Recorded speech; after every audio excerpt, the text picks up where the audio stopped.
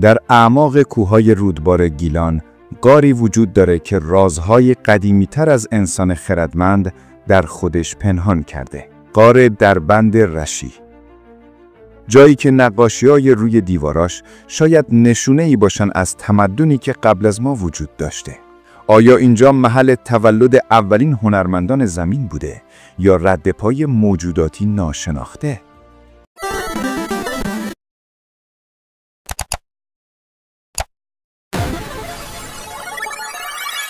سال 1399 گروهی از باستانشناسان دانشگاه تهران به سرپرستی دکتر حامد وحدتی نسب در حال کاوش در منطقه رودبار بودند. ارتفاع 1270 متر از سطح دریا، دمای 8 درجه زیر صفر و راهی صعب العبور که حتی بومیان محلی کمتر از اون عبور می‌کردن. اما چیزی که کشف کردن ارزش تمام این سختی‌ها رو داشت. اولین نشانه ابزارهای سنگی عجیبی بود که کشاورزان محلی پیدا کرده بودند. ابزارهایی که شبیه هیچ چیزی نبود که تا حالا در ایران کشف شده باشه. وقتی تیم کاوش وارد غار شد، با دیواره‌هایی روبرو شدند که پوشیده از نقاشی‌های اخرایی قرمز و زرد بود. اما شوک اصلی وقتی وارد شد که آزمایش کربن 14 نشون داد این آثار حداقل 260,000 سال قدمت دارند. برای درک عمق این کشف بدونید که قدیمی‌ترین نقاشی‌های غار شوه در فرانسه 32,000 سال قدمت دارند. غار آلتامیرا در اسپانیا 36,000 سال قدمت داره. اما دربند رشی 260,000 سال، یعنی 7 برابر قدیمی‌تر از هر اثر هنری شناخته شده دیگه‌ای در جهان. دکتر وحدتی نسب میگه وقتی نتایج آزمایش رو دیدیم باورمون نمیشد. 3 بار آزمایش رو تکرار کردیم، هر بار همون نتیجه. ما داریم با چیزی روبرو میشیم که میتونه تعریف ما از هنر، تمدن و حتی انسان رو تغییر بده. نقاشی‌های غار دربند رشی منحصر به فردند. برخلاف نقاشی‌های غارهای اروپایی که عمدتاً حیوانات شکار رو نشون میدن، اینجا ما با نمادهای انتزاعی روبرو هستیم. دایره‌های متحدالمرکز، خطوط موازی که به سمت یک نقطه همگرا میشن و اشکال هندسی پیچیده که نشون دهنده درک عمیق از ریاضیات و هندسه است. یکی از شگفت‌انگیزترین کشفیات مجموعی از 73 نشانه منحصر به فرد که در هیچ جای دیگه دنیا مشابهش پیدا نشده. این نشانه‌ها در کنار هم قرار گرفتن و به نظر میاد نوعی سیستم نوشتاری اولیه باشن.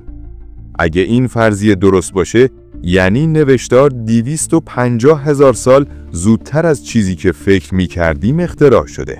در کف غار لایه‌های رسوبی کشف شده که داستان 300,000 سال سکونت رو روایت می‌کنن.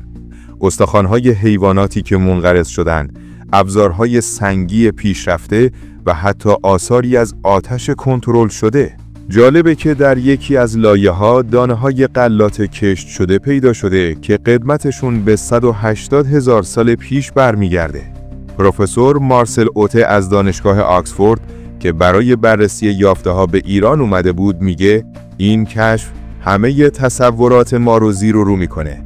ما فکر میکردیم کشاورزی 12,000 سال پیش در خاک حاصلخیز شروع شد. اما شواهد دربند رشی نشون میده که آزمایش‌های اولیه کشاورزی خیلی زودتر و در جای دیگه‌ای انجام شده. آثار ابزارهای پیشرفته‌ای پیدا شده که از سنگ چخماق، استخوان و حتی صدف دریایی ساخته شدند. وجود صدف دریایی در این ارتفاع و فاصله از دریا نشون میده که ساکنان این غار شبکه تجاری گسترده‌ای داشتند. تصور کنید 260,000 سال پیش تجارت بین مناطق مختلف. سوال بزرگ اینه: چه کسانی در غار دربند رشی زندگی می‌کردند؟ آنالیز DNA از استخوان‌های کشف شده نتایج شوکه کننده‌ای داشته.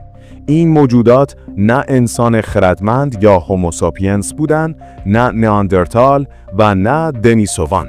اونا گونه‌ای جدید از انسان‌های اولیه بودند که تا حالا شناخته نشده بودند.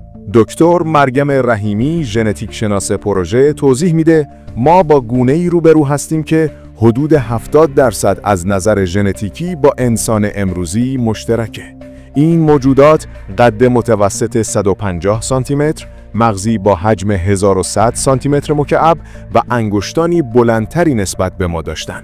شواهد نشون میده این موجودات زندگی اجتماعی پیچیده‌ای داشتن. در یکی از تالارهای غار آثار 30 کانون آتش در کنار هم پیدا شده که نشون میده اونا در گروه‌های بزرگ زندگی میکردن.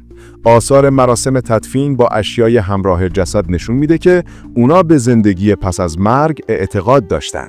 یکی از جالبترین کشفیات اسکلت کودکی 8 ساله است که با مهره‌های صدفی و سنگ‌های رنگی تزیین شده. در کنار اسکلت عروسکی از سنگ آهک پیدا شده که به شکل انسان تراشیده شده. این قدیمی‌ترین اسباب بازی کشف شده در تاریخ بشره. در بخش دیگه‌ای از غار کارگاهی برای ساخت ابزار کشف شده. صدها ابزار نیمه ساخته، تراشه‌های سنگ و حتی قالب‌هایی برای ریختگری فلز. بله، شواهدی از ذوب مس در 200,000 سال پیش، در حالی که ما فکر می‌کردیم عصر مس 8,000 سال پیش شروع شده.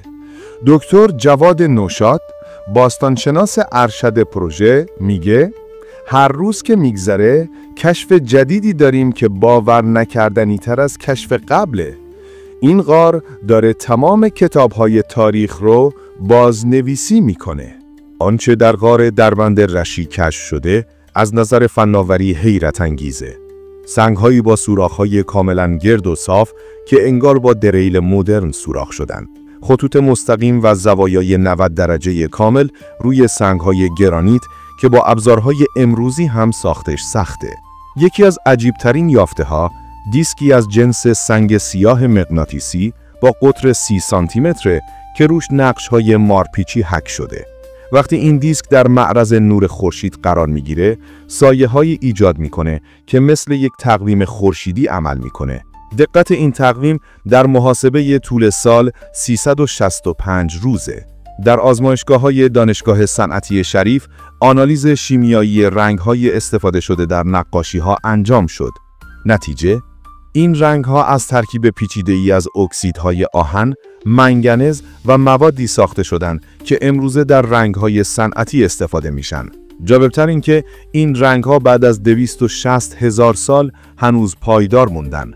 سیستم تهویه غار هم شگفت‌انگیزه. کانال‌هایی در سنگ تراشیده شده که هوا رو به گونه‌ای هدایت می‌کنن که دما در تمام فصل‌ها ثابت بمونه. مهندسان محاسبه کردند که طراحی این سیستم نیاز به درک عمیقی از ترمودینامیک و مکانیک سیالات داره. حتی شواهدی از استفاده از انرژی زمینگرمایی پیدا شده. در عمق غار حوضچه‌هایی از آب گرم طبیعی وجود داره که با کانال‌های دستساز به بخش‌های مختلف غار هدایت شده. این سیستم گرمایش مرکزی اولیه 260,000 سال قدمت داره. آثار داروهای گیاهی هم کشف شده. ظروف سفالی حاوی بقایای گیاهان دارویی که آنالیزشون نشون میده از 47 گونه گیاه مختلف برای درمان بیماری‌ها استفاده می‌شده. بعضی از این گیاهان از فواصل صدها کیلومتری آورده شدن. کشف غار دربند رشی فقط یک کشف باستانشناسی نیست. این کشف میتونه کل درک ما از تکامل انسان، تمدن و هنر رو تغییر بده. اگه این یافته‌ها تایید نهایی بشن، باید تاریخ شروع تمدن بشری رو 250,000 سال به عقب ببریم. دکتر سیاوش شایانفر، رئیس پژوهشکده باستانشناسی میگه ما در آستانه بازنویسی تاریخ هستیم. دربند رشی نشون میده که ایران نه تنها مهد تمدن‌های تاریخی مثل ایلام و ماد بوده، بلکه شاید مهد اولین تمدن بشری باشه. این کشف اهمیت جهانی داره. یونسکو اعلام کرده که غار دربند رشی رو در فهرست میراث جهانی قرار میده. دانشگاه‌های هاروارد، کمبریج و توکیو درخواست همکاری در کاوش‌های بیشتر دادن. اما چالش‌هایی هم وجود داره. حفاظت از این میراث گرانبها در برابر قاچاقچیان آثار باستانی، گردشگری بی‌رویه و تخریب محیطی اولویت اصلیه. دولت ایران اعلام کرده که منطقه رو به پارک ملی باستان شناسی تبدیل میکنه.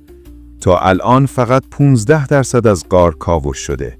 دکتر وحدتی نسب تخمین میزنه که کاوش کامل غار حداقل 50 سال طول بکشه.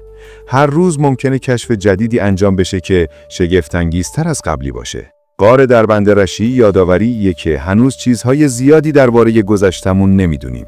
شاید اجدادمون خیلی پیشرفته تر از چیزی بودن که فکر میکردیم. شاید تمدن‌هایی وجود داشتن که حتی تصورشون هم نمیکردیم. این کشف برای ما ایرانیان افتخاره.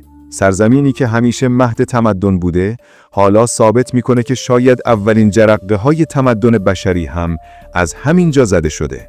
و این فقط شروعه. کی میدونه چه رازهای دیگه‌ای در دل کوه‌ها و غارهای ایران مخفیه؟ شاید همین فردا کشف دیگه‌ای انجام بشه که حتی از دربند رشی هم شگفت‌انگیزتر باشه.